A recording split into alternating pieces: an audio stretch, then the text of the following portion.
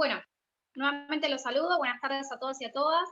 En principio, muchísimas gracias por participar de esta disertación. Agradecemos al doctor Diego Bujaile, quien vino muy generosamente a disertar en el día de la fecha. Bueno, esperamos que les sea de gran utilidad, al igual que todas las charlas anteriores, está destinada a los jóvenes y nobles colegas que comienzan a dar sus primeros pasos en el ejercicio de esta maravillosa profesión. El tema que nos atañe hoy es los primeros pasos en el derecho de familia, que es una de las cosas que primero nos llega cuando arrancamos. Y bueno, sin mucho más preámbulo, a mí ya me conocen de las charlas anteriores, soy la doctora María Aredes, estoy en la comisión de jóvenes. Le voy a pasar el uso de la palabra a la doctora Micaela Yanico, quien también comparte con nosotros este espacio. Doctora. Hola, buenas tardes a todos y a todas, ¿cómo andan? Bueno, para los que no me conocen, yo soy la doctora Micaela Gianico, egresada de la Universidad de Morón y matriculada acá en nuestro querido colegio de Moreno y General Rodríguez. Hoy con la doctora Mayra vamos a moderar la charla que tiene que ver con los primeros pasos en el derecho de familia. Nuevamente le agradezco al doctor Diego Buraire, que generosamente se acercó a nuestro colegio para dar esta disertación, a mis compañeros de la Comisión de Jóvenes. Yo participo también en la Comisión de Derecho de Familia y la de Derecho de Género de nuestro colegio. Así que bueno, aprovecho para comentarles que ahora les vamos a compartir en el chat de este Zoom el link para ingresar al grupo de WhatsApp que tenemos, donde podemos comentar y tratar todo lo que sean dudas y consultas sobre casos que nos vayan llegando, y el link para ingresar a nuestro Instagram, que bueno, también vamos comentando todas las novedades que se van acercando al colegio. Así que vuelvo a darle la palabra a la doctora Mayra para continuar con esta charla. Gracias. Bien, muchas gracias, Mica.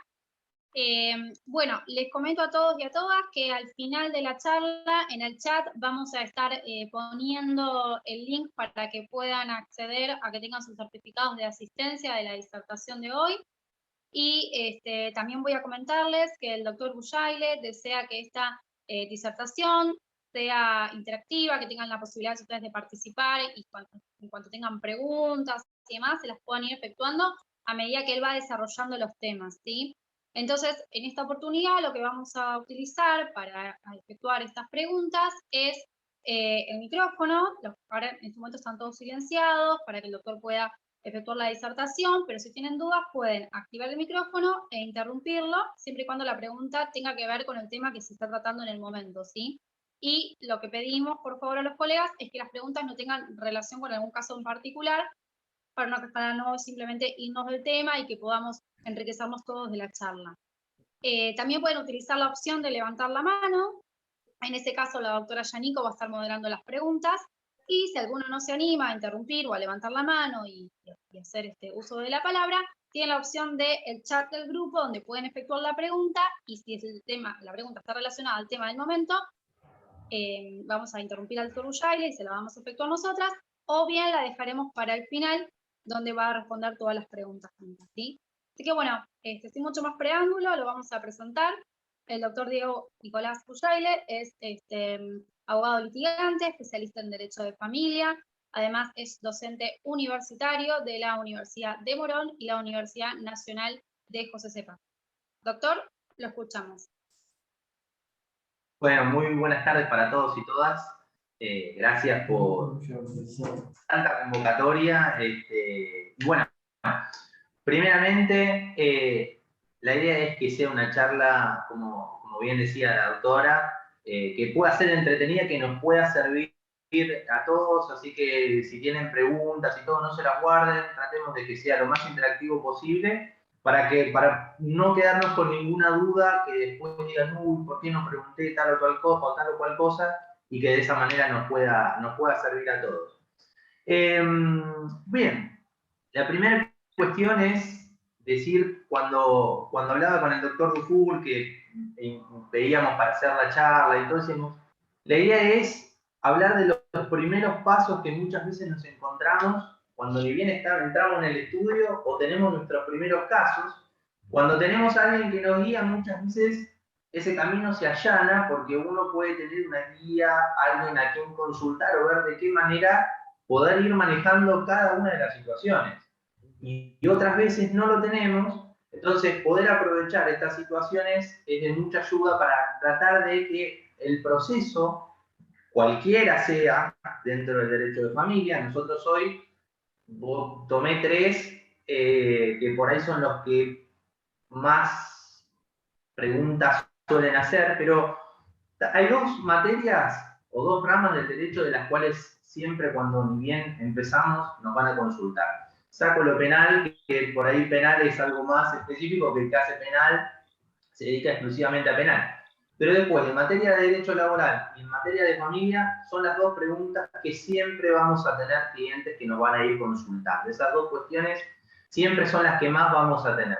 Ya han tenido una muy buena charla que han dado de derecho laboral, así que bueno, esperemos que esta les pueda servir también. Yo preparé un pequeño Power, sí, espérenme, a ver, creo que está por aquí, para poder compartirlo.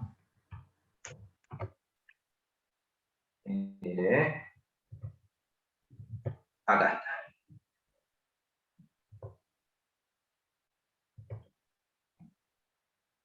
Ahí está. Bueno.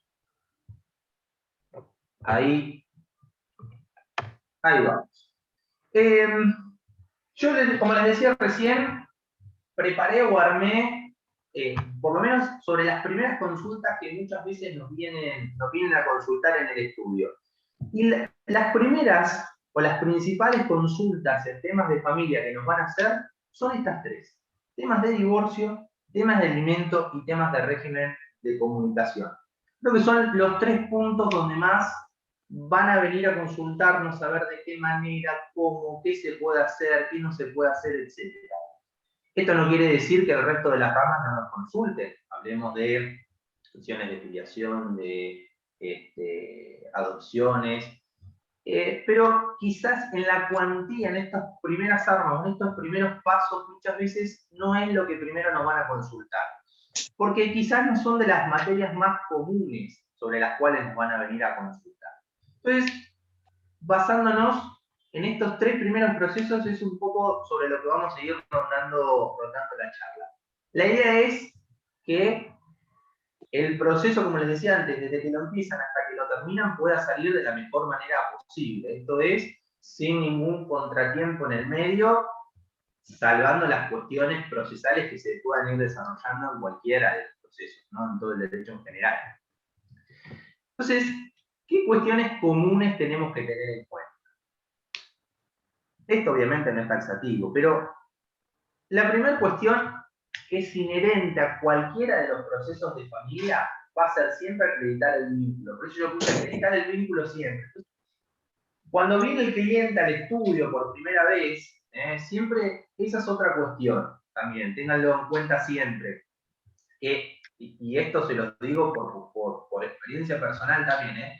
Hoy la tecnología, el teléfono, el mail y todo, hace que muchas veces las consultas se canalicen ahí. Y la respuesta que se puede dar por ahí, sin muchas veces ver la documentación que pueda haber, o sin tener esa charla mano a mano con el cliente, de la cual uno puede sacar siempre conclusiones, no sirve. Entonces, siempre traten de hablar con el cliente, de encontrarse en algún lugar, por lo menos para la primera vez. Eso es muy importante. Y inherente a cualquier proceso de familia va a ser la acreditación de los vínculos. Cualquier vínculo. Si hablamos del divorcio, tengo que acreditar el matrimonio.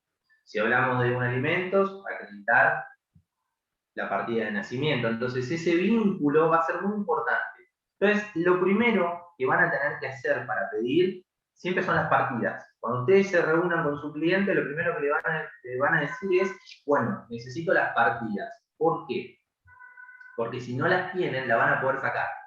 Tengan en cuenta que las partidas hoy en día las podemos pedir por internet. Entonces, si no las tienen, cuanto más rápido podemos pedirlas, más rápido vamos a poder iniciar la causa y más rápido vamos a poder solucionar ese problema o esa cuestión por la cual nos vinieron a ver a nosotros. Entonces, esto en cualquier proceso de familia va a ser muy importante acreditar el vínculo. La segunda cuestión es armar siempre con una carpeta donde ustedes tengan toda la documentación que le vayan a solicitar al cliente. Todo. ¿Por qué?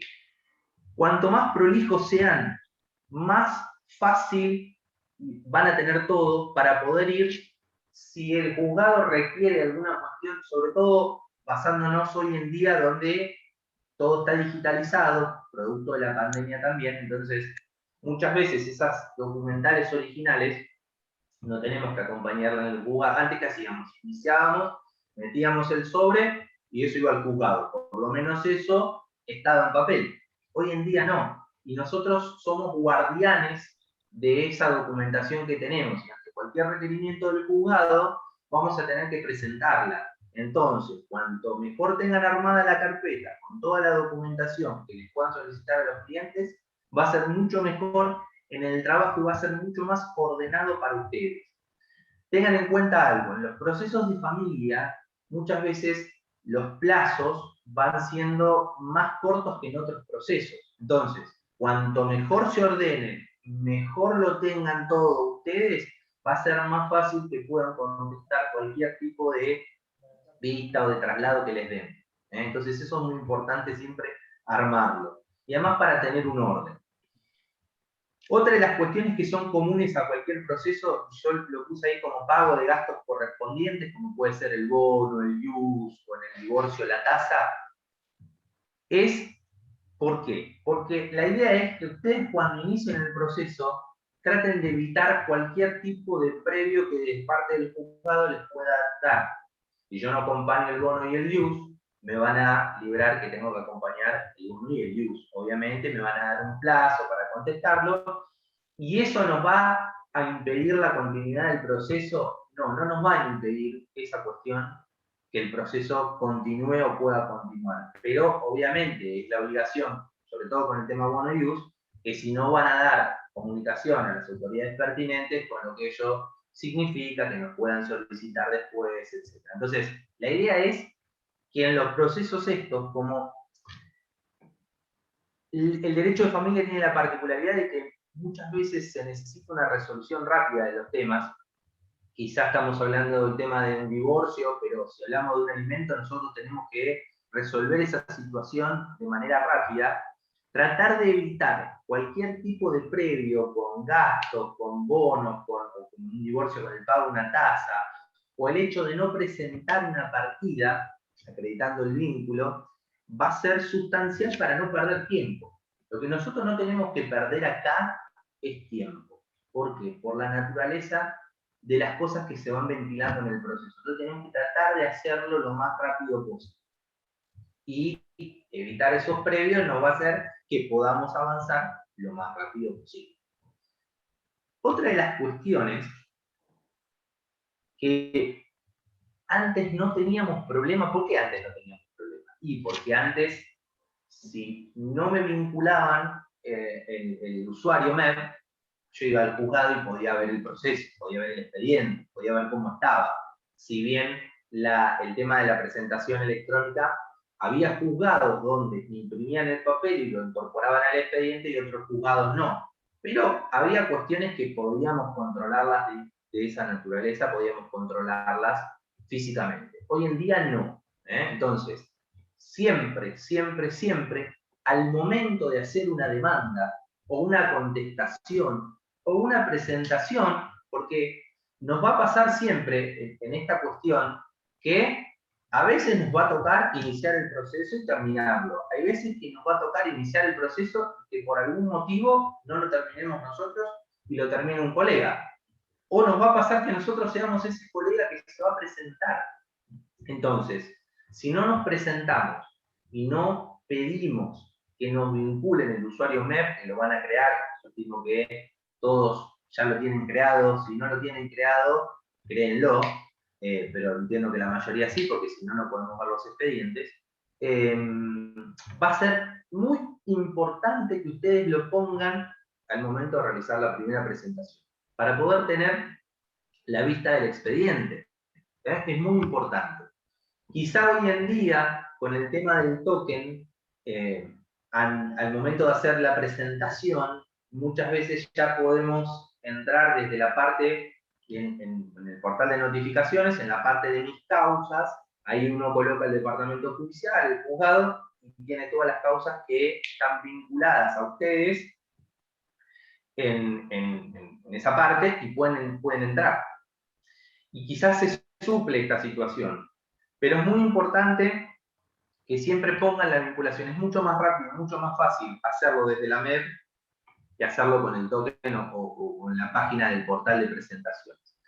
Quizás muchas cosas soy más de la cuestión física que de la cuestión electrónica, pero por una cuestión de la época en la cual ahí agarrábamos y teníamos que hacer las cosas, y esa ayuda que yo les intento dar a ustedes, o por lo menos un pequeño granito, porque esto no se acaba nunca, la persona con la que yo estaba también, imagínense, con 45 años de profesión, los escritos los hacía con máquina de escribir. Hoy por suerte ya no, tenemos estas cositas que son fantásticas, pero cuanto mejor vayamos teniendo todo, va a ser mejor para poder ir llevando el expediente. Sobre todo, ¿por qué el tema de la vinculación? Para poder terminar con este punto en común. Porque a diferencia de los otros procesos, en los cuales podemos entrar sin ningún problema, excepto que sea reservado, sacamos las causas penales nuevamente, uno puede entrar y puede verlo, pero en los procesos de familia, por la temática que estamos tratando y por esta cuestión de la privacidad debidamente consagrada, no vamos a poder tener acceso al expediente virtual si no solicitamos la vinculación. ¿Está bien? Entonces, lo mejor que podemos hacer es siempre pedirlo, nunca se olviden de eso. Y todo esto concluye en este último punto, de cuestión común a cualquier proceso, que es evitar cualquier tipo de previos que nos puedan sacar del juzgado, como les decía, con el tema partida, poder acompañar. ¿Sí? Perdón que interrumpa, el doctor Agustín Dufour hizo una pregunta en el chat. ¿La leo? Sí. Sí. Dice, antes la autorización se hacía acompañando una planilla, ahora es solo con un escrito pidiendo autorización para la MEB. Exactamente, doctor. Antes, antes teníamos que llenar la planilla, se incorporaba y ahí lo teníamos. Actualmente, con un escrito, ese escrito que ustedes con el cual van a solicitar, va a tener que llevar la firma del cliente de ustedes. ¿Por qué? Porque los está autorizando a ustedes a poder presentarse, y realmente, como la idea es hacerlo en la primera presentación, va a tener que tener la firma del cliente. Y es muy importante hacer esa aclaración porque, como muchos de los escritos, algunos de mero trámite, otros quizá no de mero trámite, pero los mandamos por token sin la firma, en lo posible, en este tipo de procesos, salvo cuestiones por ahí, como decía, que sean de mero trámite o alguna cuestión de urgencia, siempre ustedes háganle firmar la copia al cliente. Hoy tenemos la particularidad de que podemos hacer el escrito, si no podemos encontrar en el estudio, lo mandamos por mail, lo mandamos por WhatsApp, lo mandamos por cualquier medio, el cliente lo imprime, lo firma, y esa sola firma que avala que el escrito que nosotros presentamos en el cuerpo del portal de notificaciones coincide con el escrito que está firmado, esa firma nosotros acompañamos ese documento en formato PDF y lo podemos subir al expediente. Con eso ya es suficiente para que nos vinculen el expediente. Que repito, puede pasar, esto son cuestiones que lamentablemente nos tenemos que ir acostumbrando, que ya lo sabemos de antemano, cuando en su momento estudiamos y todos nos decían, cada juzgado tiene su forma de manejarse. Entonces, puede ser que haya juzgados que sean más rápidos, otros que sean más lentos, otros que les pidan alguna cuestión que otro juzgado no les pidió. Esos pequeños puntos van a ser muy difíciles de ver qué es lo que nos requiere cada juzgado en alguna cuestión puntual. Pero si nosotros completamos todo esto, por lo menos sabemos que desde lo básico ya tenemos todo cumplido. Si acompaña el bono, el IUS, si pido la vinculación MEP, si acompaña el escrito firmado, si acompaña toda la documental, ya sabemos que con eso no vamos a tener ningún tipo de problema.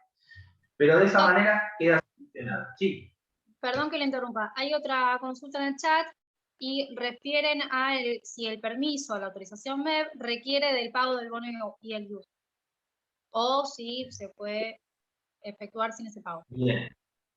Miren, cuando empezó todo el tema de la pandemia, que uno no podía ir a los juzgados y obviamente, si bien la actividad de tribunales estaba un poco demorada o trabada por la cuestión de que no se estaba al 100%, los procesos de familia solicitando la habilitación de feria, por lo que conllevaba, sobre todo en las cuestiones de alimentos, uno solicitaba la autorización de feria y podía tener, digamos, el proceso sin drama.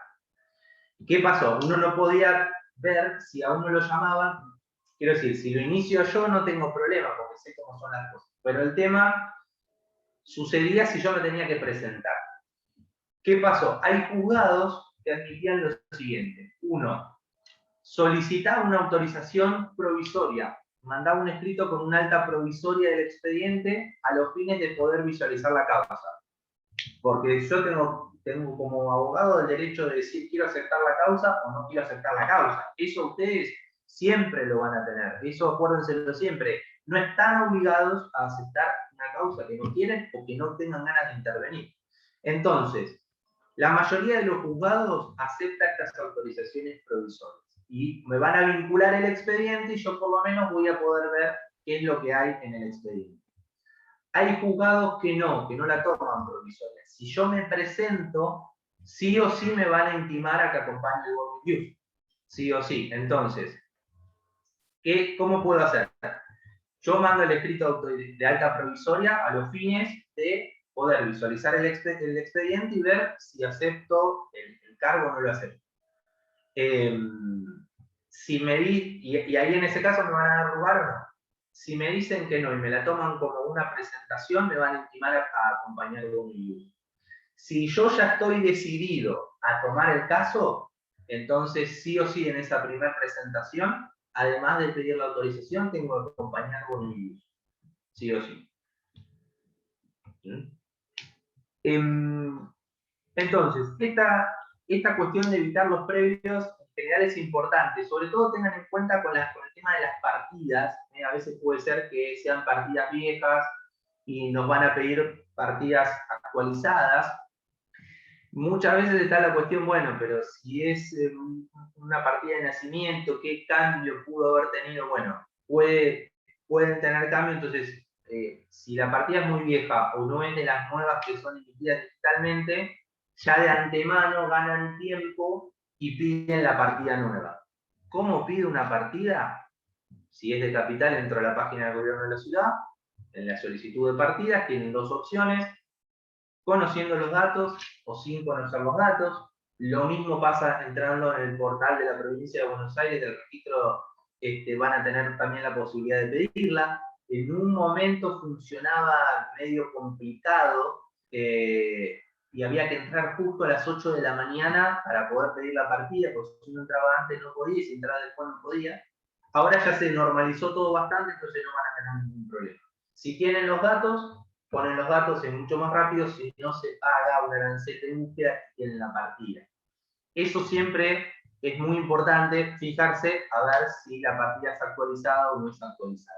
Puede pasar que acompañan la partida y les va a decir el juzgado que necesitan una partida actualizada. Les puede llegar a pasar. Pero si sabemos de antemano que la partida no está actualizada, ¿qué hago? La pido antes, gano tiempo y ya cuando la presento no me va a salir ningún previo. ¿Qué es lo más importante, como les digo, para ni más ni menos que evitar la pérdida de tiempo? Como les ponía antes, los primeros temas que nos van a consultar en el estudio están relacionados a divorcios, alimentos y régimen de comunicación. Ninguno que sea mayor que otro, sino simplemente están ubicados de esta manera al modo de efecto de poder ponerlo en el PowerPoint. Yo no sé si lo ven, a mí me sale como que la barra del Zoom me tapa parte de la diapositiva, pero si ustedes lo ven bien, ya no hay ningún problema. Eso. Se ve, no, se ve perfecto, no nosotros lo vemos perfecto. Fantástico, fantástico. El primero de los temas es el tema del divorcio. Primera cuestión que tenemos que tener en cuenta. Yo copié ahí puse dos artículos para que tengan presentes, son el 437 y 438. La primera cuestión es que puede pasar que vayan una persona a verlos al estudio y que esté de acuerdo con su pareja de divorciarse, o puede pasar que no. Lo importante en este caso es que ustedes les puedan decir al cliente que se va a poder divorciar. No va a ser un obstáculo como nos pasaba antes de la reforma del código. Hoy el divorcio se puede solicitar, ya sea por uno o por los dos cónyuges. Obviamente, si lo presentan en forma conjunta, va a ser mucho más rápido que si lo presentan en forma separada, por pedido de uno solo. Eso por supuesto. Pero el divorcio, lo que es la ruptura del vínculo matrimonial, quédense tranquilos, y eso, si bien nosotros no podemos garantizar, porque nuestra obligación no conlleva eso, sí sepan de que la persona se va a poder divorciar. Después discutiremos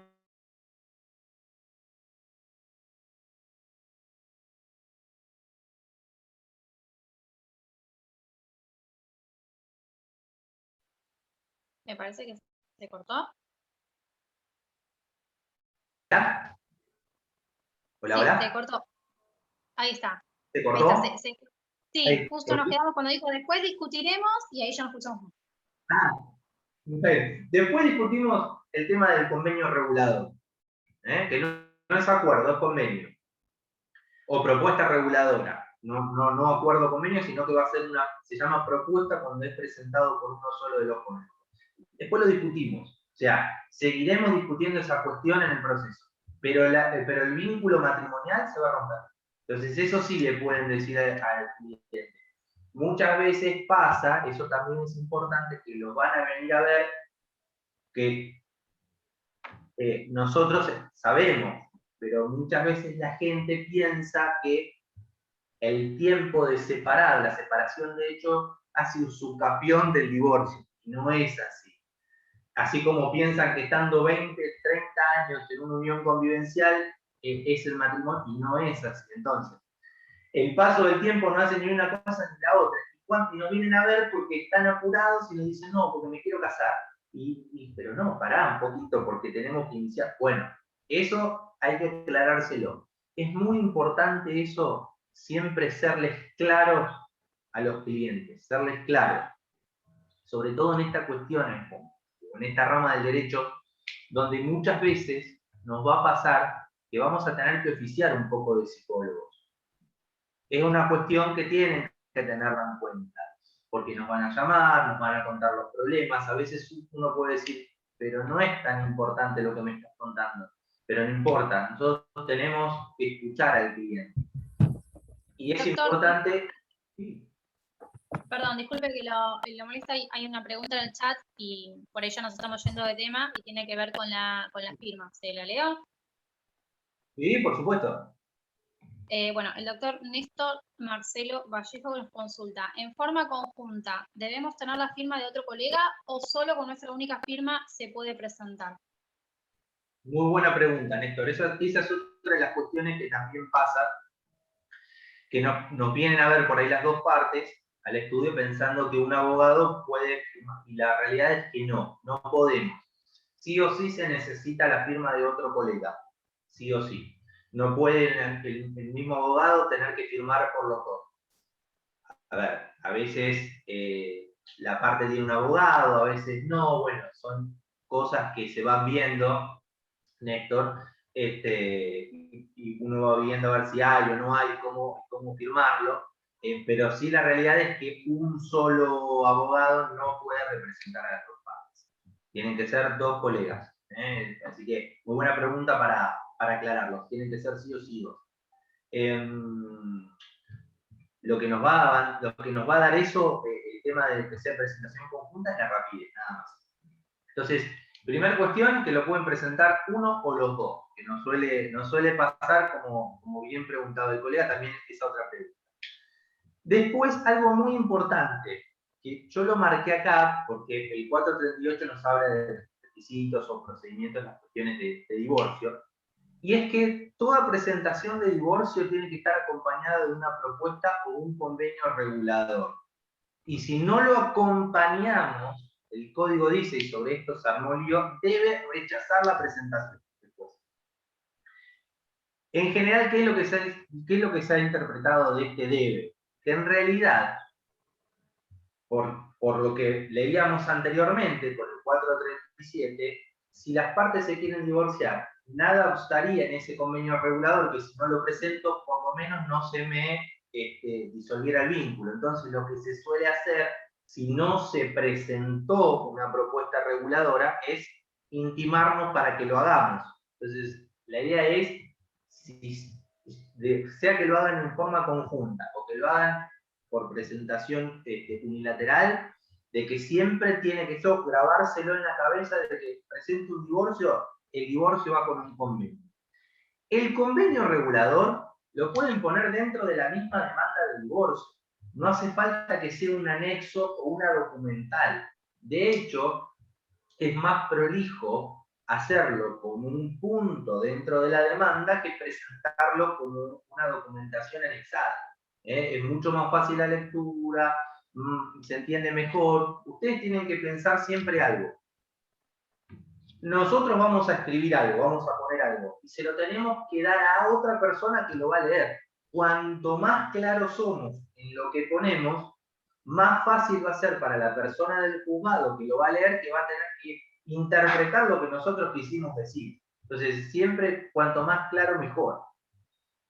El divorcio, entonces, agravárselo, que tiene que ir con una propuesta o un convenio regulador. ¿En qué cambia por ahí esto que parecía lo mismo? Se llama propuesta cuando lo presentamos en el divorcio unilateralmente. ¿Por qué? Porque nosotros estamos diciéndole al juez qué es lo que nosotros queremos con esa propuesta reguladora que va a llevar temas relacionados con alimentos, o todo lo que tiene que ver con menores, régimen de comunicación, etcétera, el cuidado personal de los menores, va a llevar la distribución de los bienes, las compensaciones económicas si las hubiere, y va a llevar también la atribución de la vivienda familiar. Por eso ustedes van a tener que consultarlo siempre con el cliente. Es decir, bueno, ¿qué hay en esa sociedad conyugal? ¿Había bienes? ¿No había bienes? ¿Cómo se lo van a repartir? ¿Saben? ¿No saben? Bueno. Pero todo tiene que estar puesto en el convenio regulador. ¿Está bien? Entonces, o en la propuesta reguladora. Si las dos partes están de acuerdo, en el mismo convenio, como va firmado por los dos, ponen de qué manera lo van a hacer. Por eso yo lo resalté acá en negro, que dice que al momento de formular la propuesta, bueno, las partes tienen que acompañar todos los elementos en que van a fundar su propuesta. Si el divorcio es presentación conjunta, no van a tener problemas. Pero si va a ser por presentación unilateral, volvemos a la primera placa que había puesto, la primera diapositiva. Es decir, tengo que tener toda la carpeta armada para que sea, para poder acompañar todo. Yo tengo que darle todas las herramientas al juez para que falle en favor mío. Eso es muy importante ponerlo. Y acá también marqué lo que dice el código, lo que les decía recién. No importa si no nos ponemos de acuerdo en el convenio. Eso no va a ser óbice para que el divorcio no salga. ¿Está bien? Por eso es muy importante. ¿Qué documentación le tengo que solicitar al cliente? Siempre, para armar nuestra carpeta, para no tener ningún tipo de previo. Las partidas. Si va a ser un divorcio, principalmente la partida que yo tengo que acompañar es la del matrimonio. Porque yo, como le digo al juez que tengo un vínculo con otra persona, si no le acompaño la partida que acredite el vínculo? Eso es clave y eso muchas veces, relacionado con lo que les decía antes, de que por ahí la partida no está actualizada, es una circunstancia que nos puede salir como previo. Entonces, principalmente partida de matrimonio. Si no la poseen, lo pueden pedir por internet en cualquier página del registro, ya no es necesario ir. Otro dato más que les pueda servir. Puede pasar que muchas veces no puedan sacar la partida, sobre todo en la provincia de Buenos Aires, es donde había esta mayor complejidad en el registro de las personas para poder entrar y sacarlo. ¿Qué es lo que les dije a muchos clientes cuando no la pueden sacar? Haz una cosa, andate al registro, andate bien tempranito, registro generalmente abren a las 8, andate tipo 7:30, 8 menos cuarto, y pedila que te la dan. Y de esa manera, muchas veces hacemos más rápido que esperar que nos llegue. Si internet funciona bien, es bárbaro, así que no será un problema. Pero si se demora, tengan en cuenta ese datito para que puedan tener la partida mucho más rápido. Porque les digo algo, si ustedes no acompañan la partida, por más que acompañen todo el resto, que esté firmado, que esté todo, el juez va a sacar un previo que les va a pedir que acompañen la partida para acreditar el vínculo, porque es clave, es una cuestión de fondo importantísima. ¿Está bien? Si tengo hijos menores y en la propuesta reguladora o en el convenio vamos a resolver también cuestiones relacionadas a ellos, tengo que acompañar las partidas que demuestren, primero, que acrediten el vínculo de un progenitor respecto del hijo, para poder solicitar. Si no, también nos van a pedir como previo esa cuestión. Si bien yo lo puse acá, y después lo vamos a ver en alimentos, ¿qué solemos hacer muchas veces? Como en la cuestión de los alimentos necesitamos resolverla rápida, lo iniciamos por separado. ¿Está bien? Un pequeño dato para que lo tengan en cuenta. ¿Qué hago? Si voy a iniciar el divorcio, pero primero inicio el alimento rápido. ¿Por qué? Porque con el alimento por lo menos voy a tratar de solventar esa situación. Repito, si es un divorcio que va a ser unilateral, si es por presentación conjunta, se supone que nos hemos puesto de acuerdo. Entonces le vamos a poner ahí y no va a haber ningún problema. ¿Bien? Fotocopia del DNI. ¿Por qué fotocopia del DNI? Porque para poder iniciarlo, si no las receptorías nos van a rechazar el inicio.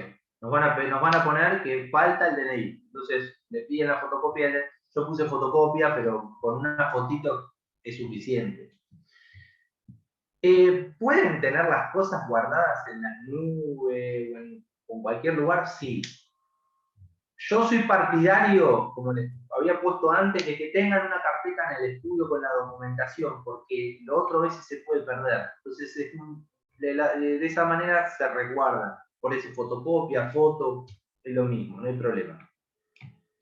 Importante poner siempre la fecha de separación en el divorcio, por una cuestión de los efectos que va a tener la sentencia, a qué momento se va a retrotraer. Entonces, cuanto más certera, a veces puede pasar que las partes no se acuerden, como les decía antes. Si hace 15 años que están separados, no se acuerdan exactamente por ahí qué día se separaron. Pero lo más exacto posible es importante que lo puedan poner. Y después, toda la documentación para la propuesta reguladora o el convenio.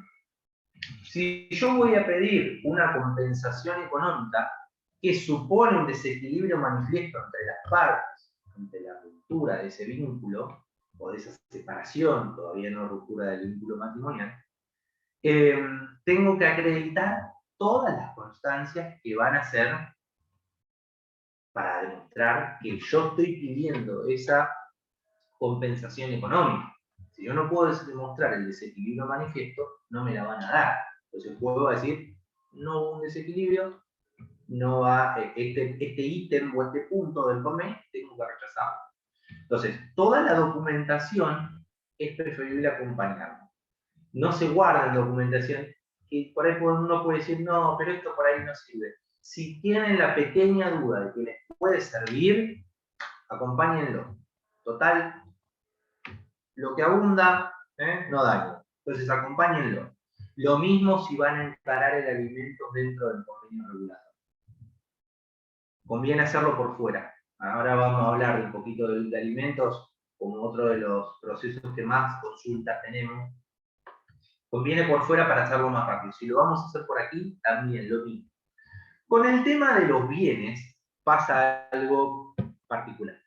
Si yo pongo bienes en la propuesta reguladora o en el convenio, después, para poder inscribirlo, voy a tener que pagar la tasa de justicia. ¿También? Muchas veces lo que se suele hacer es poner que las partes lo arreglarán por fuera.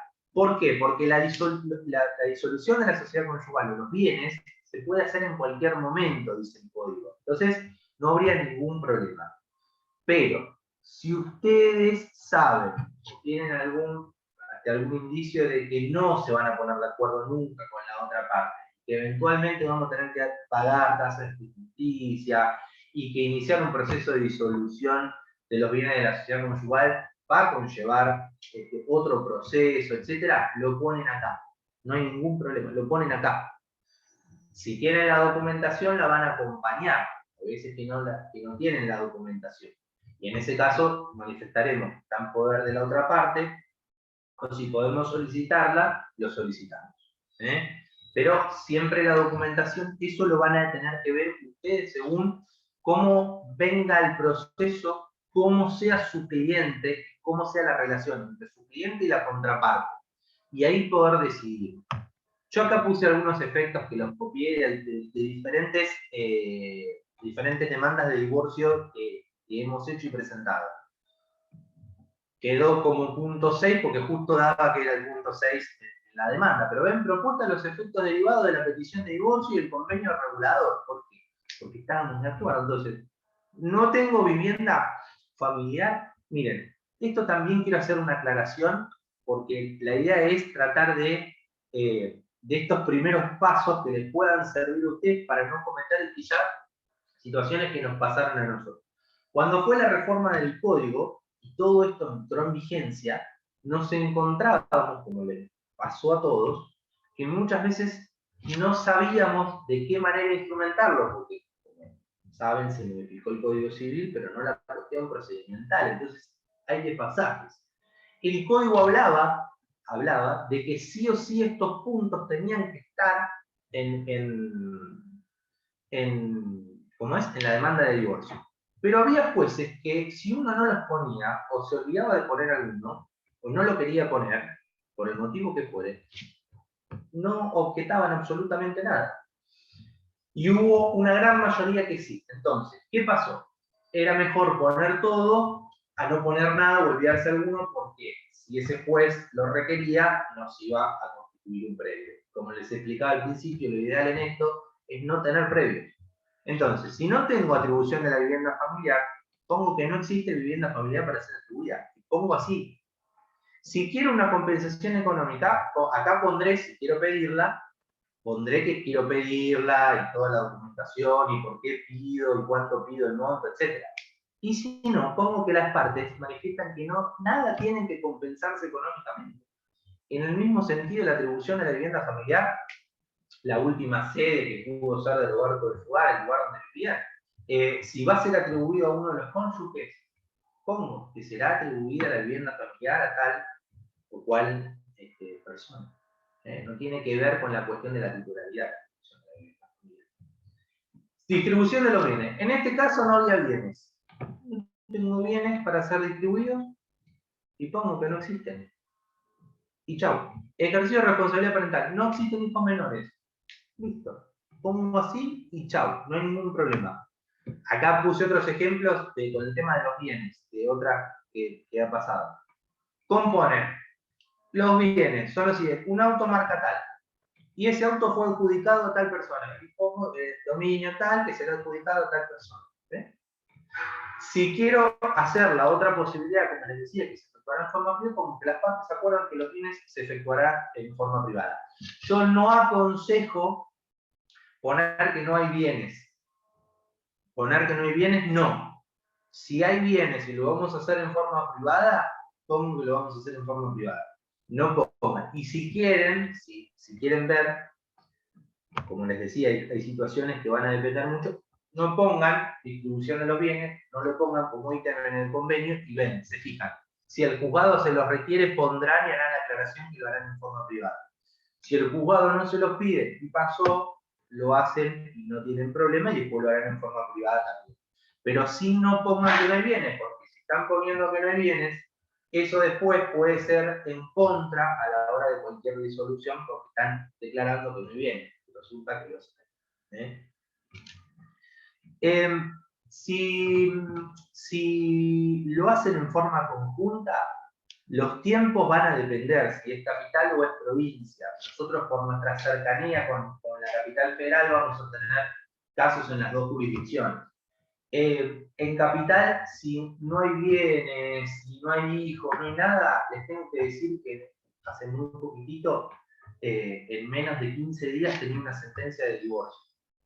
Iniciamos la sentencia, se inició el divorcio en forma conjunta, lo iniciamos, lo recibió el juez, no había menores, no pasó a ningún lugar, dictaron sentencia y en 15 días teníamos una sentencia de divorcio. No es lo normal, no es lo normal, pero si quieren, porque muchas veces tenemos que jugar lamentablemente con la ansiedad del cliente.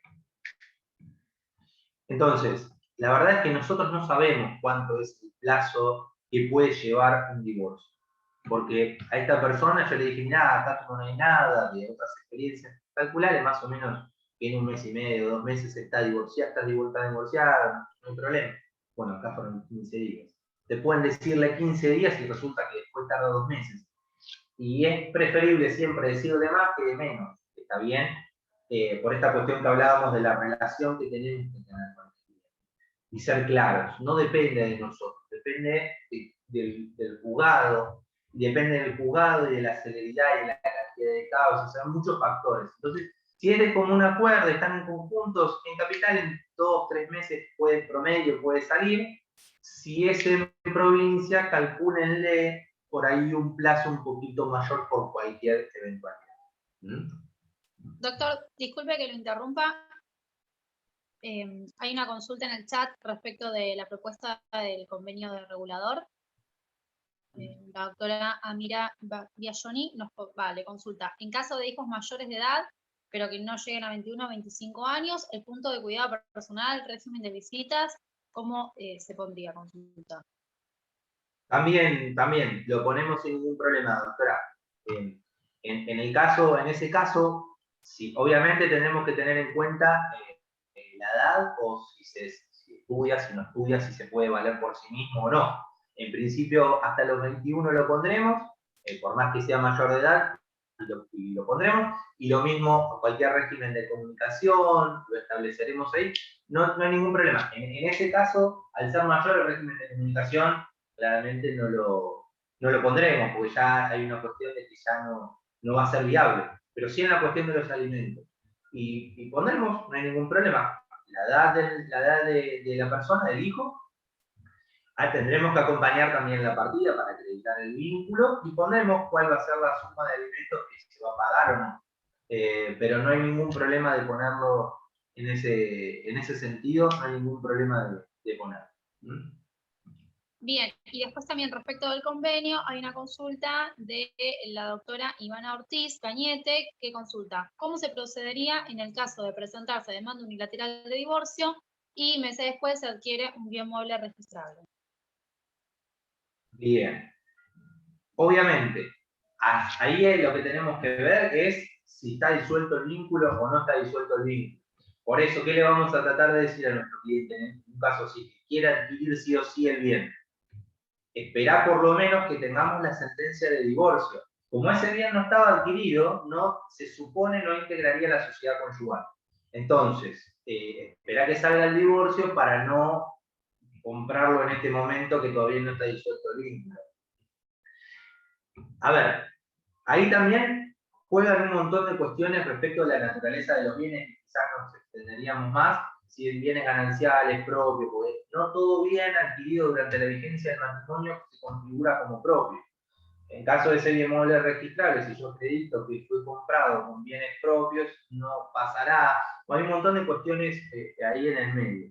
Pero principalmente, doctora, lo que en ese caso puntual, lo que hay que hacer es, bueno, presentar el divorcio con la propuesta, obviamente esperar a que salga la sentencia del divorcio vincular, y recién ahí sería lo conveniente comprar el bien.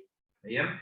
Porque si no, si nada se aclara, estaría comprado aún durante la vigencia del matrimonio. Bien. Bueno, el otro de los procesos.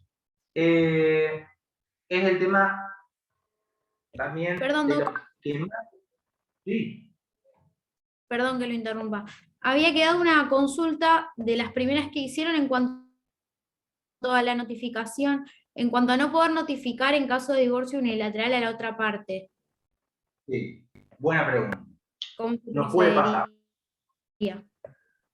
A ver, nos puede pasar que no lo podamos notificar. Ahí vamos como cualquier tipo de proceso, en el sentido de, tenemos dos opciones. O pedir la notificación bajo responsabilidad a el domicilio que nosotros creemos que pueda llegar a estar.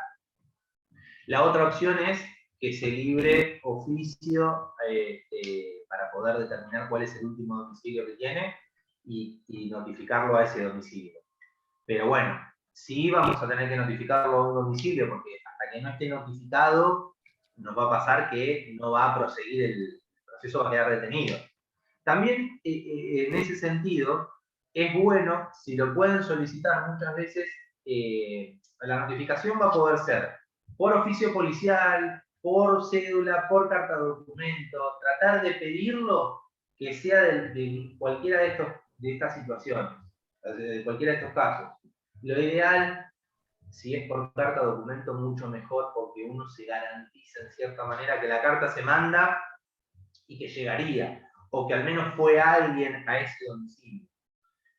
A veces puede pasar, muchas veces con policía que se demora, o con la cédula que se demora. Pero la realidad es que nosotros vamos a tener que poner siempre un domicilio, creamos que es en el que está. Si no llega a estar ahí, tendremos que o pedirlo bajo responsabilidad, notificar ese domicilio, o pedir los oficios pertinentes a la Cámara Nacional Electoral, y que nos informe cuál es el último domicilio y notificarlo ahí. Bueno, gracias. Y la última consulta es con respecto a los honorarios, si sería costas por su orden o cómo se determina. Bueno, el tema horario, sé que van a tener una charla sobre horarios, así que no me voy a meter mucho en el tema de cuánto van a regular, montos, etcétera. Pero si es por presentación conjunta, las costas van a ser por su orden. Siempre, siempre. Cuando es por presentación unilateral, se va a resolver según cómo se haya dado la contienda, cómo se haya dado la situación en ese caso. Cuánto, inclusive la cantidad de views, etcétera, eso varía muchísimo. Digamos, hay cosas que están taxadas de un divorcio que sale 40 views, pero no siempre es 40. Hay que ver qué pasa con el convenio, si fue por presentación conjunta, no. Así que eso, digamos, respondo de esa manera. No es que no quiera decir cuánto tenía, pero sé que van a tener una muy buena charla sobre horarios, a la cual los invito a todos también a participar, que va a estar buena, pero si no, es Buenísimo, sí, ahí bien dice el doctor Agustín, en octubre vamos a tener una charla sobre derecho laboral y otra de honorarios en noviembre. Fantástico, fantástico, sí, ahí, porque eso también varía mucho por la nueva ley de honorarios, etcétera, entonces eso está bueno, ahí que va a ser específico para eso. Bien. Buenísimo. ¿Quedó alguna pregunta, Micaela? ¿Algo más? Yo para no hablar No, y que haya más preguntas. continuamos después. Bueno, muy bien. Bueno, el otro proceso que les decía es el tema de los alimentos, que también les van a consultar muchísimo, muchísimo. Y que un poco recién hablaba, cuando hablaba del tema del divorcio y la propuesta reguladora, de decir, bueno, sé que tengo que iniciar el divorcio, pero trato de por lo menos iniciar primero los alimentos. No va a haber ningún problema. ¿Por qué los alimentos iniciarlo antes? Porque con los alimentos vamos a pedir, ahora vuelvo un poquito para atrás, siempre vamos a solicitar los alimentos provisorios. Entonces, de alguna manera... Perdón que lo interrumpa. No hay más preguntas en el chat, pero por ahí me gustaría hacer una consulta que sí me han efectuado en el grupo de jóvenes y demás también. Se ha preguntado respecto de la tasa de justicia en el divorcio. Bien. La tasa de justicia en el divorcio que van a tener que pagar va a ser, está fijada, cuál es el monto por el inicio de la tasa de justicia. Cuando no tienen bienes, no tienen nada, va a quedar solamente con ese monto. Pero cuando hay bienes van a tener que pagar también por las inscripciones. Ahora no me acuerdo cuánto está, creo que estaba algo de 4 y pico, no sé si subió o no, pero estaba algo de 4,90. Pero tienen un monto, cuando no hay bienes, tienen ese monto. ¿Qué es lo que hacemos? Siempre pagamos ese monto de tasa de justicia y eventualmente después pagaremos la diferencia o lo que haya que pagar con posterioridad respecto de los bienes. Pero así acompañar ese valor siempre acompañado, tanto de tasa como de sobretasa. Igual, está buena la pregunta, siempre en la página de la Corte van a tener cuántos son los valores de tasa de justicia, de cualquier tipo de proceso. Entonces, en esos casos donde el monto siempre se determina en un monto fijo, lo van a tener, y si va cambiando, va a ir ahí aumentando. No es como en el resto de los procesos donde pagamos un porcentaje, que lo haremos eventualmente cuando tengamos que inscribir los bienes. Pero para el inicio, pagando eso es suficiente para que nos den curso a la acción. Bien, aunque no haya bienes entonces. Aunque no haya bienes. Si no hay bienes, lo que se pagará será ese monto, nada más. Y después quedará ahí. Si hay bienes, se pagará por la inscripción de los bienes. Perfecto. Bueno, ahora sí, lo dejo avanzar con el tema de alimentos. Muchas gracias. No hay problema. Bueno, después, en el divorcio también, obviamente que para poder inscribir el divorcio van a tener que estar pagos los aportes de todos los abogados que hayan intervenido, en principio, y obviamente los honorarios, con lo cual ahí van a tener que hablar con el cliente para que les abone los honorarios y lo que corresponda de los aportes para poder solicitar la inscripción después del divorcio eventualmente en el registro.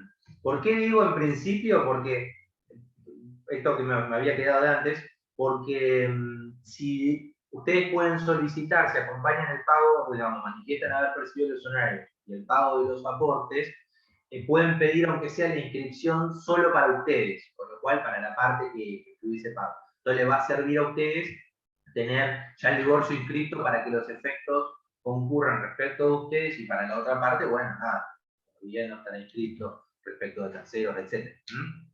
Una pequeña cuestión que eso es importante, no es que si la otra parte no pagó los aportes, yo no puedo inscribir, no. Si yo lo pagué y acredité, puedo inscribir por lo menos mi pago. Si las dos partes lo pagaron, buenísimo, y se inscribe de una sola vez y chao. Volviendo ahora, retomando con el tema de alimentos, que les decía, conviene iniciarlo siempre por separado si está en el divorcio, y si no, si van a venir únicamente porque viene el cliente por los alimentos. Recuerden que los alimentos no hace falta estar en matrimonio para poder solicitarlo, sino tener dos progenitores y uno que no cumple con su obligación. Y cuando hablamos de alimentos, nos referimos íntegramente a todo. Esto también es importante cuando hablamos con el cliente, de decirle, bueno, mirá que alimentos no es solo comida, es todo. Entonces, poder pedir toda la documentación. Pero ¿por qué decía esta cuestión de iniciarlo por separado? Porque nosotros vamos a pedir los alimentos provisorios, en carácter de medida cautelar, en la cual el juzgado nos va a resolver, nos va a dar una suma de alimentos provisorios. Cuando me refiero a suma, puede ser una suma en concreto, un monto, o puede ser un porcentaje. Va a variar.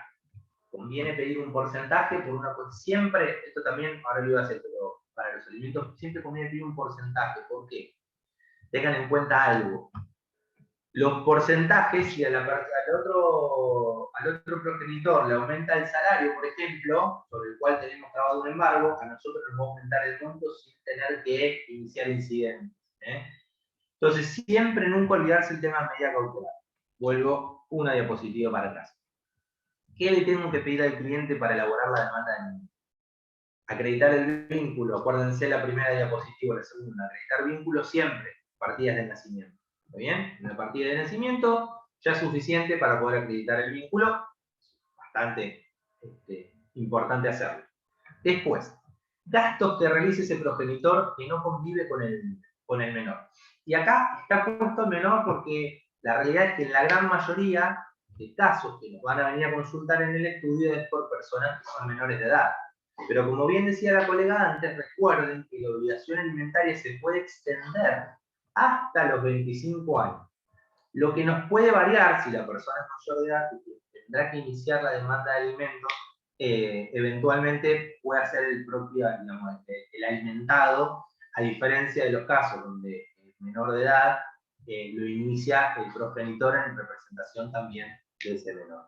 Siempre pedir todos los gastos todos los gastos, pidan, después, repito, después ven que acompañan y que no, pero no se queden con cosas que les puedan servir, entonces pidan ticket de supermercado, si va a un colegio privado, la cuota del colegio, los gastos de útiles que puedan llevar, libros, cartuchera, mochila, tickets de ropa, etc. Como les decía antes, el tema de la prestación alimentaria no refiere únicamente a la comida, no es solo la comida, es todo. Entonces, pidan todo.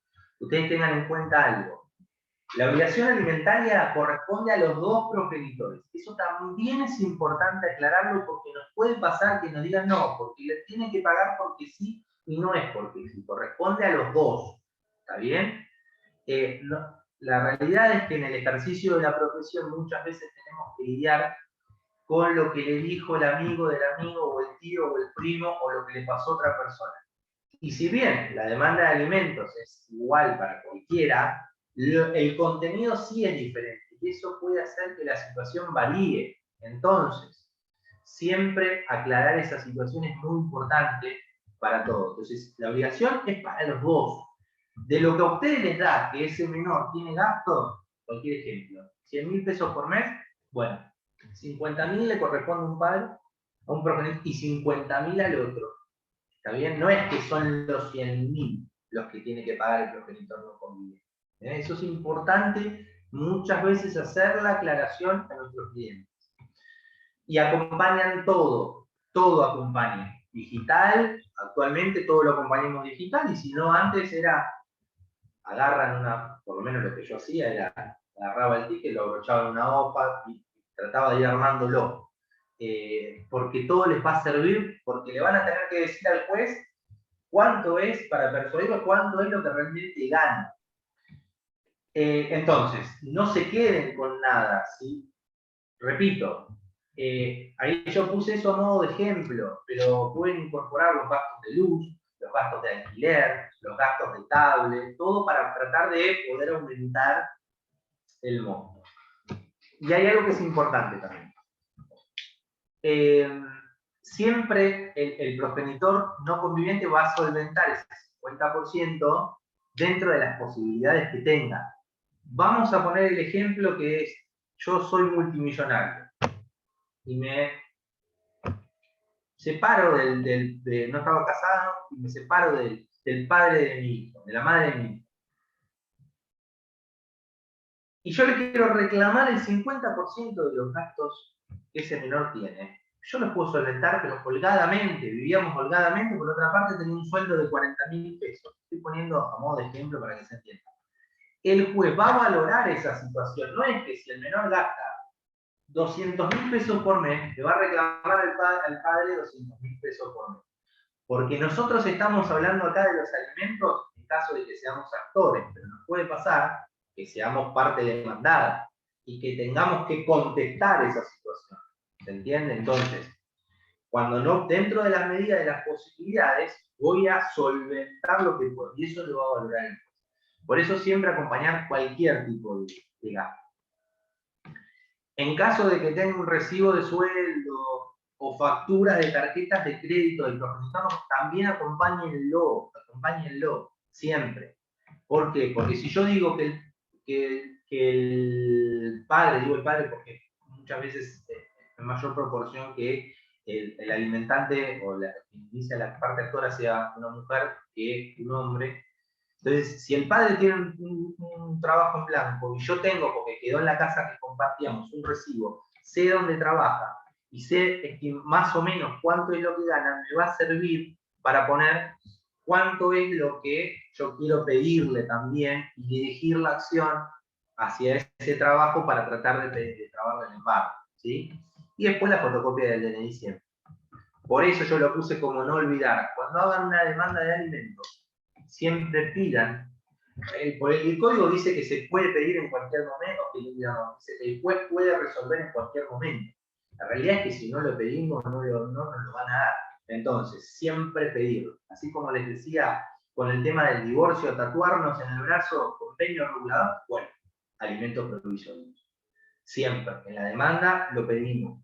Estimamos, ¿para qué va a ser el producto? Bueno, tanto resolvamos a ver qué es lo que pasa, ¿por qué? Porque cuando se inicia la demanda se va a fijar una audiencia, la audiencia, después de una audiencia podemos arreglar, y podemos establecer un monto. Hasta tanto llegue ese momento, por lo menos nos garantizamos de cubrir en cierta manera provisoriamente la cuota de alimento, ¿sí? Entonces, por eso siempre pedir el tema de la medida cautelar. Después esa medida cautelar se elevará.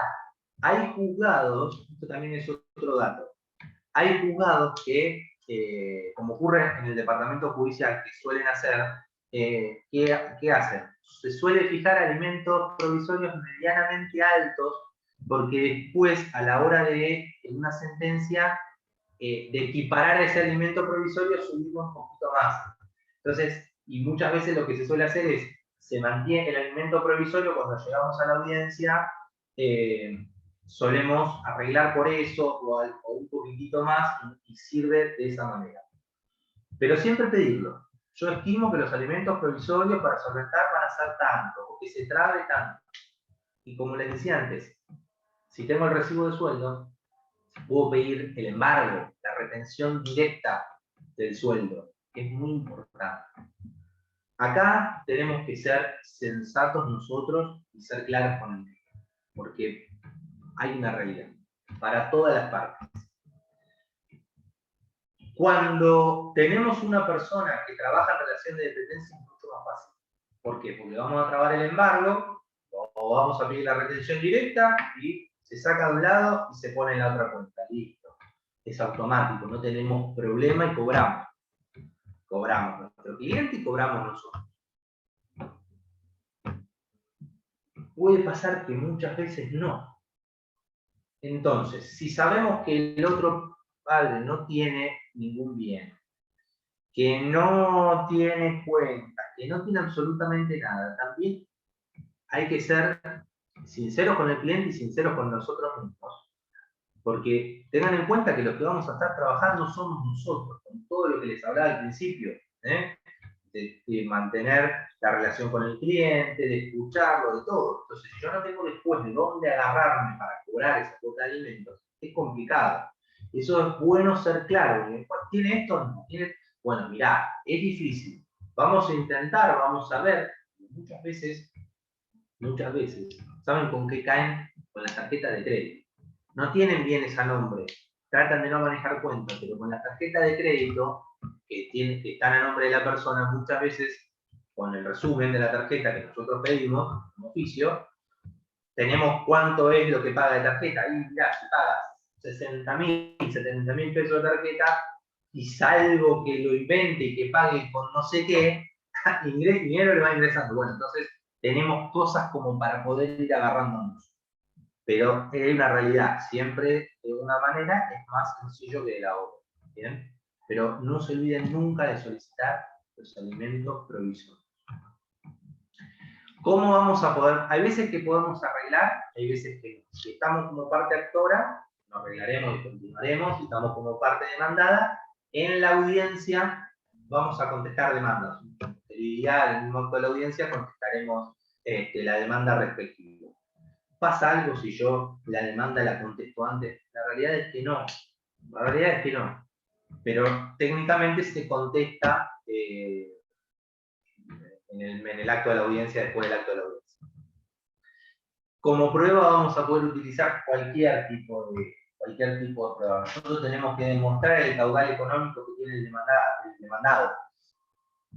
O demostrar que, si soy demandado, que no tengo el caudal económico que la actora dice que tengo. La actora puede decir que, porque muchas veces pasa, tenemos que volver a recuperar en cierta manera la lealtad entre colegas. Muchas veces pasa que con tal de agarrar al cliente decimos, vamos a sacar 700.000 pesos, no.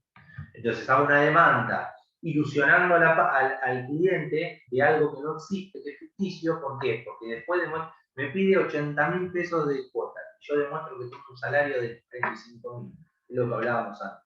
Entonces, tratemos de ser sensatos en ese sentido. Siempre tengo que demostrar el caudal económico. ¿Cómo? Cualquier tipo de medio de prueba es válido. Lo voy a poder poner con testigos, Pedir informes es clave. ¿Con qué voy a pedir? Informes a los registros de la propiedad inmueble o de la propiedad automotor. Al Banco Central, ¿para qué? Para ver si tiene cuentas en los bancos.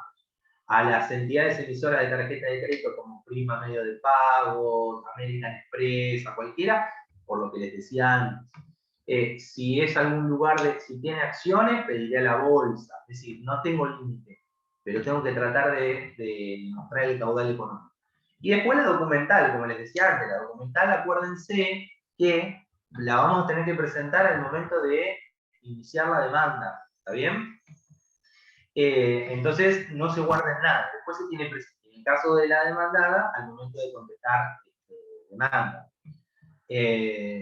Así que eso siempre. Si tienen que asesorar también a una parte demandada que les está pagando a una parte actora, entre comillas, donde todavía no tenemos un pleito iniciado, siempre que le tengo que aconsejar, mirá, hacete firmar un recibo para demostrar que vos estás cumpliendo, porque no es lo mismo para los jueces una persona que incumple al 100% que alguien que cumple.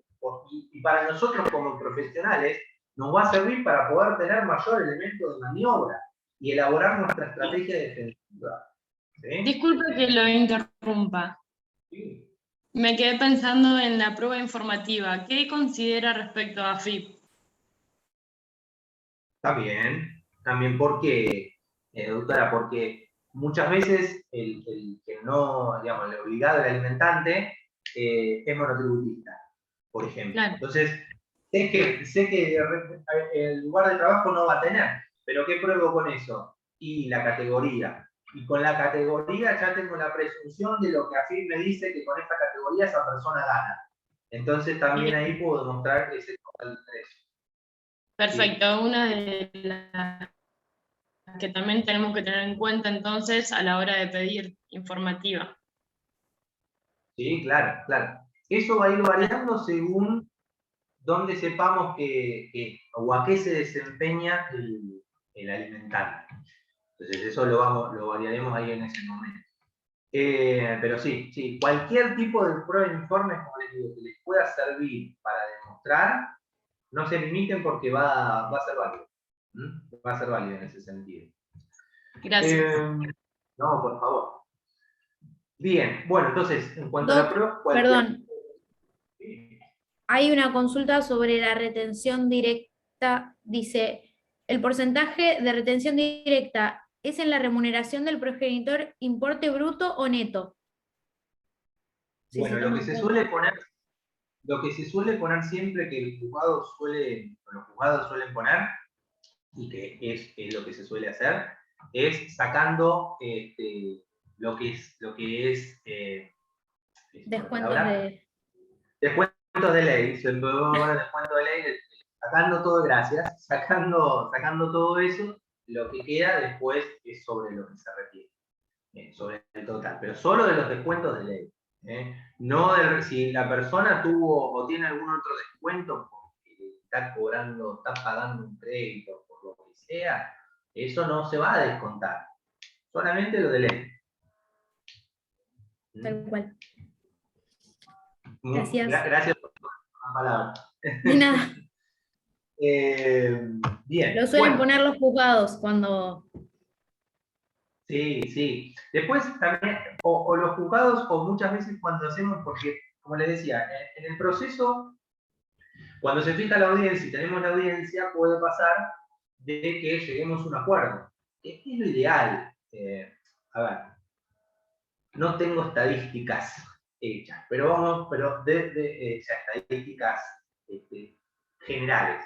Pero si uno toma en cuenta de lo que cada uno de ustedes en su propio estudio les puede pasar, si toman en cuenta todo eso, de cada 10 alimentos, 8 o 9 se suelen resolver en la audiencia, porque pasa que de esos 8 o 9, el alimentante no paga nada. No paga nada. Entonces, se suele arreglar en la audiencia. Pero el resto de los casos, eso es 1 o 2 sí, porque a veces pasa, como decía antes, que a una parte llena la cabeza o el amigo del amigo, bueno, eso nosotros tenemos que decirle. a ver, bueno, pero él no paga nada, y resulta que después cuando se sientan adelante nuestro, dicen, no, sí, él paga el colegio, y paga él, paga el otro, y resulta, bueno, entonces no es todo. Ahora bien, a ver qué paga y qué gastos tiene. Entonces ahí procederemos a hacer todo. Obviamente que vamos a pedir todo porque sabemos que después tendremos que negociar. Pero tenemos que tener en cuenta estos factores, porque acá lo que tenemos que tener presente es que nuestro trato con el cliente, como dije al principio, siempre ser claro con lo que vamos a hacer y con lo que puede pasar en el proceso, ¿está bien? Por una cuestión lógica y obvia, y que si no después nos van a reclamar a nosotros, no le van a reclamar a vos. Entonces, bueno, eso sí a tener en cuenta. Bien. Y el otro de los procesos que quisimos con él, perdón si me pasé del horario pactado, tengo un inconveniente de que cuando empiezo a hablar no paro, es cuestión de dar clase como me decían antes. No, por favor, Doc. Muy completos todos los temas, está bien.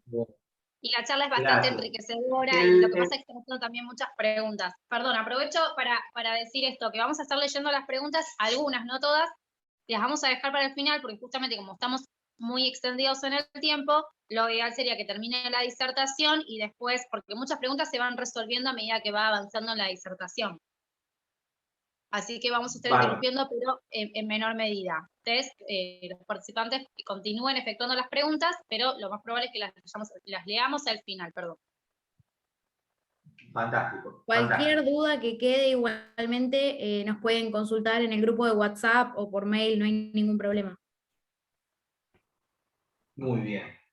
El otro de los temas, el tercero de los tres, digamos que elegimos con mayor cantidad, que la idea era pasarlo en esto, es el tema del régimen de comunicación que muchas veces se nos puede dar. ¿Qué documentación voy a solicitar? Siempre las partidas de nacimiento, porque yo tengo que acreditar el vínculo. Siempre, acuérdense de eso, de acreditar el vínculo. ¿Bien? Y el único vínculo que tengo que acreditar es la partida de nacimiento mía para con mi hijo, con mi hija, de cual voy a pedirle al juez, mirá, quiero que me fijes este régimen de comunicación porque, y ahí en el por qué puede ser. Acá hay varias cuestiones. Puede ser porque no me dejen verlo, o porque no podamos acordar una forma de poder verlo, que es lo que muchas veces suele pasar. Puede pasar que hoy te dejo verlo el lunes y el viernes, de tal hora a tal hora. A la otra semana, no, mira, el lunes no puedo venir a verlo el miércoles, a tal hora. Y es todas las semanas una dinámica diferente. Lo que nosotros buscamos con este tipo de procesos del régimen de comunicación, además de mantener siempre el contacto y el vínculo, importantísimo, una cuestión sobre todo de respetar el interés superior del niño, y algo que les va a servir mucho como cuestión siempre para ponerlo es, la idea es abrir vínculos, no restringir vínculos. Sobre todo por esta cuestión de que el régimen de comunicación, ahora plasmado en el código, también se puede dar respecto de los abuelos o de algún otro pariente que pueda solicitarlo eventualmente para con uno de los menores. Entonces, siempre tratar de poder tener la mayor cantidad de vínculos. Pero igual ahora sobre esos puntos algunas cositas les voy a decir. Y después yo les puse acá como documentación cualquier cosa que me sirva para el proceso. Conversaciones de WhatsApp, mail, qué sé yo, hay gente que tiene videos porque fue a la casa y graba para evitar cualquier situación. Bueno, acompañar todo porque nos va a servir de argumento para lo que nosotros ponemos. Si yo le pido al juez y le digo que no lo puedo ver, y resulta que después, si soy demandado, lo que hago es demostrar que sí, mire, señor juez, acá están todos los mensajes donde yo le dije vení tal día, vení tal día, vení tal día, o vení cuando vos quieras, y la otra parte no vino. Entonces, cualquier prueba en ese sentido nos va a servir, es importante que lo tenga. La idea en estos procesos, como les decía recién, es tratar de que se vaya generando un vínculo que pudo haberse roto, producto de uno de los dos progenitores que le dijo, vos no lo ves más porque no lo ves más, o porque muchas veces pasó una situación complicada en el medio, cualquiera que sea, y se rompió ese vínculo o se dilató. Y ahí es donde tendremos que ir viendo cómo lo vamos a manejar.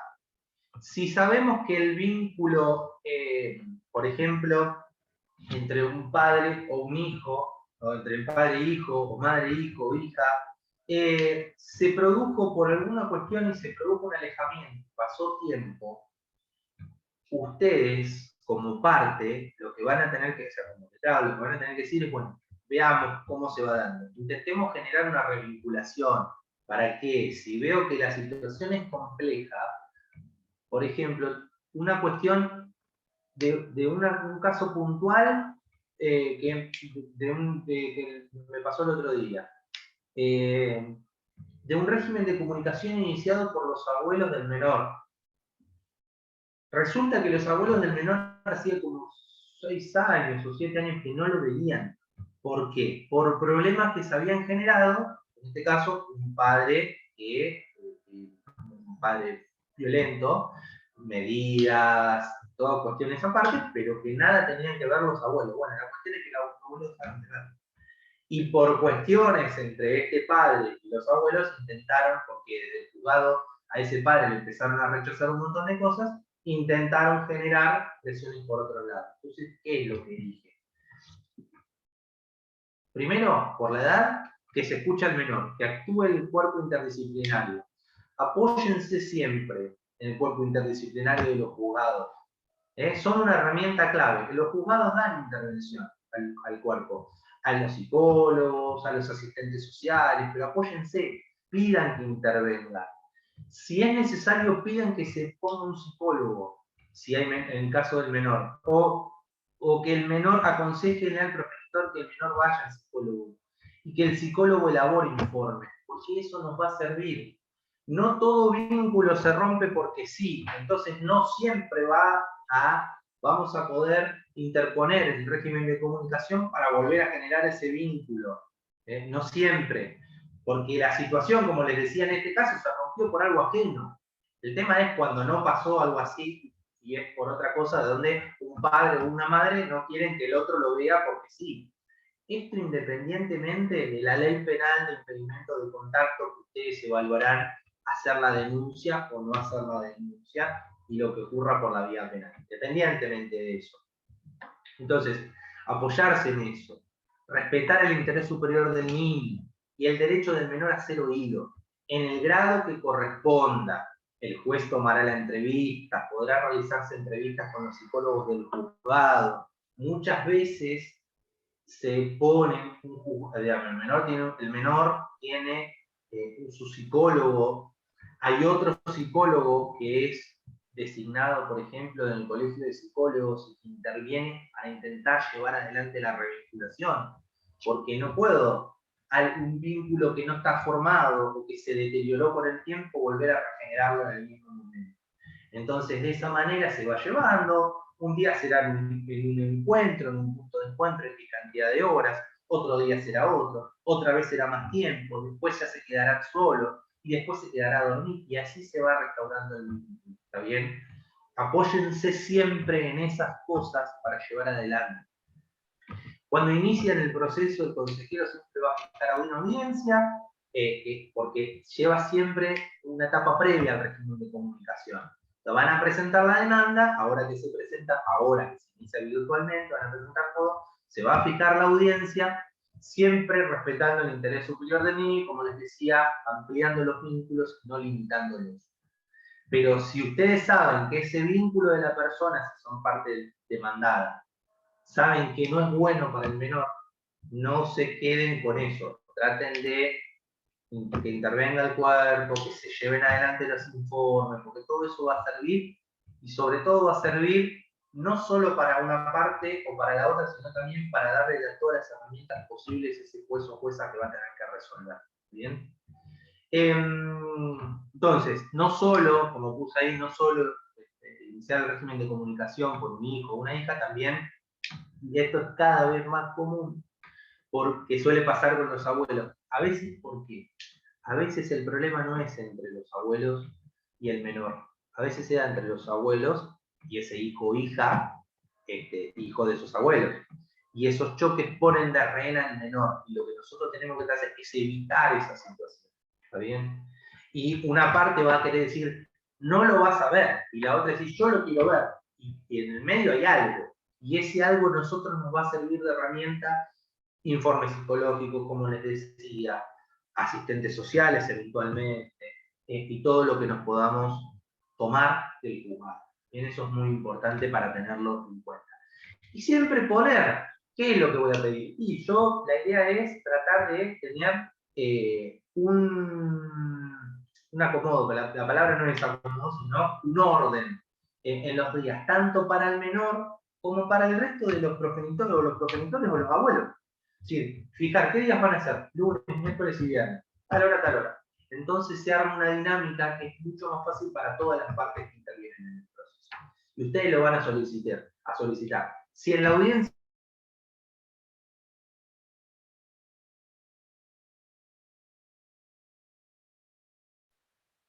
Sí, se nos fue otra vez, ¿no? Sí, sí. Se tildó el audio y la imagen también. Ah, capaz que seguramente se va a estar... se tildó. Ahí está. Estamos. Ahí volví. Sí, ahí volvió. Sí. ¿Dónde? Ahí, a ver. ¿Dónde me quedé? ¿Ahí Ah, estoy? ¿dónde se quedó? Estaba hablando de Sí, que si sí. estaba hablando de la audiencia de la etapa previa del régimen de comunicación. Perfecto. Decía, si nos ponemos de acuerdo, mejor. Es lo ideal. Si no nos ponemos de acuerdo, eventualmente el final del proceso te lo va a decidir ese juez. Y eso puede ser bueno o malo, porque no voy a tener posibilidad de elegir nada. Obviamente que los regímenes de comunicación van variando. No es lo mismo hablar de un menor de 8 años que de un menor de 15 o de 16.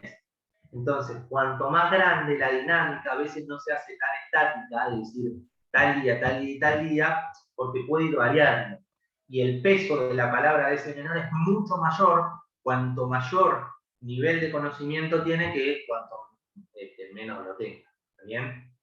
Entonces, siempre la idea es tratar de llegar a un acuerdo. Como lo otro que les decía que cuando se cortó es, nosotros como abogados nos vamos a involucrar. Por lo menos el derecho de familia tiene esa particularidad que nos metemos de lleno en la situación, es la realidad.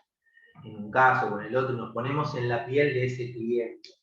Ni les hablo cuando hay que pedir una restitución de menores o algo y todo se corta. Pero hay veces que nosotros tenemos que abstraernos de esa situación para hablar con el colega sin los sentimientos en el medio, porque los sentimientos de la parte van a hacer que no se puedan... Si estuviesen de acuerdo en todo, quizás por algo no se hubiesen separado, por ejemplo. Entonces, esa situación de choque tenemos que tratar de evitarlo. Si chocamos, no vamos a solucionar nada. Entonces, abstraernos, hablar con el otro colega y tratar de persuadir a nuestros clientes, nunca perdiendo el foco de lo que nosotros queremos y buscamos. Eso es importante. El hecho de llevarse bien con el otro colega es lo correcto, es lo que corresponde. No somos enemigos. Hoy capaz que estamos en contra de un proceso y en el otro vamos a estar juntos. Y nos vamos a ver la cara todos los días, si vuelve la presencialidad. Nos vamos a ver la cara todos los días. Entonces, no es un enemigo. Llevarse bien no implica resignar lo que nosotros queremos o pedimos. Pero para que haya acuerdo tiene que haber una resignación de las dos partes. Y nosotros tenemos que estar por encima, no porque somos dioses o somos superiores, sino por encima del conflicto para solucionarlo. ¿Se entiende? Por ejemplo, acá copié para que vean dos resoluciones del juzgado, por ejemplo, que son de régimen de comunicación. Conforme pasen las actuaciones al consejero de familia. ¿Por qué? Porque el que fija la audiencia y generalmente lleva las audiencias en la mayoría de los procesos, sea estos o sea los de alimentos, son los consejeros. Puede pasar que eventualmente pueda tomarla el juez, un secretario, Raro, pero puede pasar. Si no, generalmente las toman los consejeros, que son los que fijan las audiencias, etc. Y lo mismo acá, por ejemplo, ¿ven? Acá es una audiencia que tengo, olvidé, les pido disculpas, lo copié y no saqué. Y ahí tienen fijado, por ejemplo, ¿ven? De régimen de comunicaciones. Ese día, y en esa hora tenemos la audiencia. En este caso, que hago la salvedad, para que lo tengan en cuenta, es que se está llevando a cabo virtualmente. Entonces, cuando inicien un proceso de alimentos o de régimen de comunicación, pongan los mails, pongan el teléfono, para que desde el juzgado les puedan mandar la notificación de la audiencia. Se va a llevar a cabo por la plataforma Microsoft Teams, que es la que utiliza el Poder Judicial. Se van a llevar a cabo por lo menos ahora y hasta ahora. Veremos qué es lo que sucede en el futuro. ¿Es bueno? ¿Es malo? Tiene estas cosas, como por ejemplo ahora que se puede pasar, como estoy hablando y se corta, o puede pasar que las partes quieren hablar, todos en esa situación muchas veces creemos y no se entiende nada, pero bueno, hoy es virtual, no les puedo decir que no. Así que veremos qué pasa en el futuro. Bueno, nada, esos son los temas que por lo menos nos fijamos como puntos principales. Igual cualquier duda, está la comisión, como Micael y Magda les decían, tienen mi mail si desean, para lo que sean también, cualquier consulta me pueden preguntar, no hay ningún problema. Y ha sido un gran placer, y ahora los escucho a las preguntas que dicen. Bueno, Doc, muchísimas gracias. Muy, muy enriquecedora la charla. Clarísimos todos los temas. Ahí dijimos por el grupo por el chat, perdón, que vamos a estar enviando al grupo de WhatsApp el PowerPoint que nos pasaste. Así compartimos el material con todos los colegas. Y bueno, ahora también vamos a enviar acá al chat el link para que puedan pedir los certificados de asistencia. Exacto, yo ahora voy a estar compartiendo a todos el link, ahí se los mandé, donde pueden solicitar los certificados de asistencia. Bueno, en principio, doctora, agradecerle por la excelente charla, fue una disertación realmente muy enriquecedora para todos aquellos quienes están en sus primeros pasos. Hay muchísimas dudas, lo bueno es que evidentemente todos se soltaron, pudieron consultar. Ahora, bueno, vamos a estar haciendo algunas preguntas si quedó alguna pendiente, pero bueno, nada, queríamos agradecerle por la disertación y en especial también agradecerle al doctor Dufour, que ahí estaba también efectuando preguntas y demás, porque bueno, él fue quien trabajó activamente para poder tenerlo en el día de hoy. Y por supuesto a la doctora Jacqueline Mónaco, que también forma parte de la Comisión de Jóvenes, y estuvimos entre todos organizando esta charla. Bueno, no sé, Mica, si querés empezar a leer las preguntas, y antes que nada también, antes de que se vayan, agradecerle a casi los 60 participantes que estuvieron, y bueno, casi 50 que se han quedado hasta el final. Gracias a ustedes por la invitación. Bueno, nada, espero que haya podido serles útil. Y bueno, nada, en estos primeros pasitos que, como decíamos, muchas veces son los que más cuestan, hasta que vamos agarrando el camino necesario, y ya después va todo fantástico. Bien. Bueno, Mica, ¿lees las preguntas? ¿Te quedó alguna? Había quedado una sola con respecto a si el progenitor, en caso de alimentos, era un trabajador no registrado. ¿Cuál sería el monto que se determina? Es complicado. Es muy sincero, sí. Es lo que decía antes. Es difícil porque el monto lo voy a estimar en base siempre. El monto de gastos del menor lo va a estimar el progenitor que convive con el menor. ¿Por qué? Porque es el que se supone que está realizando todos los gastos que conlleva ese menor. Escuela, alimentos, alquiler eventualmente, o gastos de luz, lo que sea. Entonces yo eso lo voy a poder determinar. Lo que se me va a complicar muchísimo es, si no está registrado, es cómo hago para poder eventualmente poder cobrar.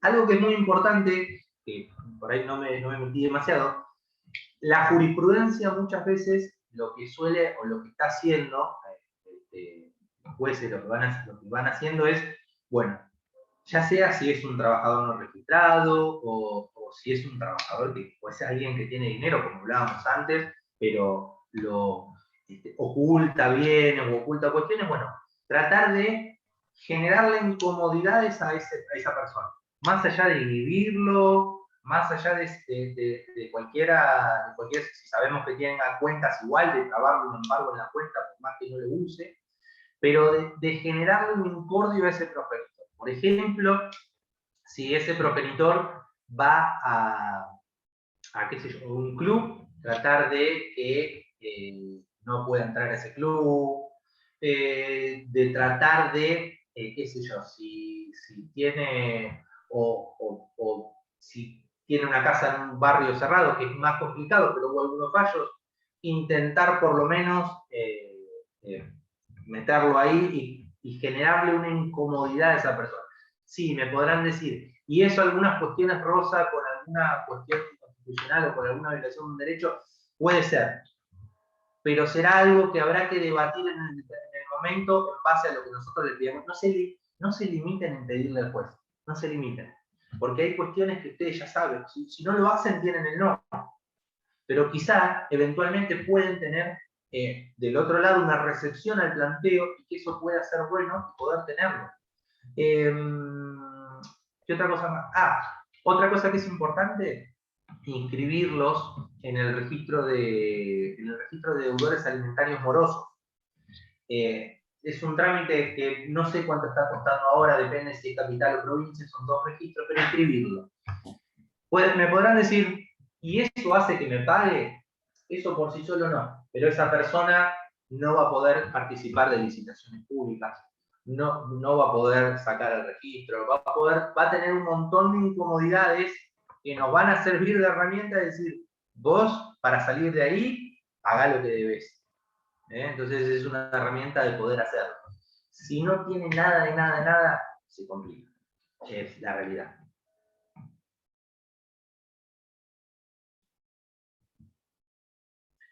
Mayra, me parece que está muteada, ¿eh? Sí. Ahí estoy. Le agradezco entonces por responder estas últimas preguntas, le estaba diciendo. Y bueno, nuevamente muchísimas gracias por la participación. Queremos liberarlo y así cerramos la charla de hoy. Ojalá que podamos tener la presencia de usted en algunas otras charlas futuras, quizás en algunos otros puntos más específicos, que con la comisión ahí tenemos pensado algunas otras charlas.